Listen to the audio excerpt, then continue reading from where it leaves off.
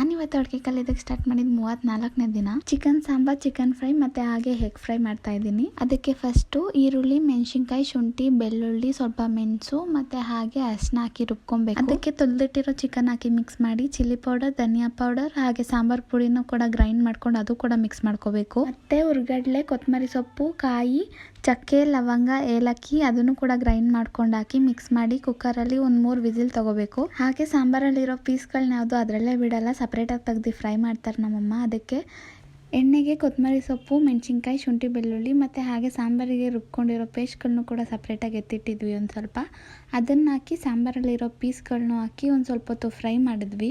ಹಾಗೆ ಒಂದು ಮೊಟ್ಟೆ ಮಸಾಲ ಮಾಡಿಕೊಂಡೆ, ಡ್ರೈ ಆಗಿ ಬರುತ್ತಲ್ಲ ಆ ಥರ. ಅದಕ್ಕೆ ಶುಂಠಿ, ಬೆಳ್ಳುಳ್ಳಿ ನೀಟಾಗಿ ಚಚ್ಕೊಂಡು ಅದಕ್ಕೆ ಈರುಳ್ಳಿ ಹಾಕಿ ನೀಟಾಗಿ ಫ್ರೈ ಮಾಡ್ಕೋಬೇಕು.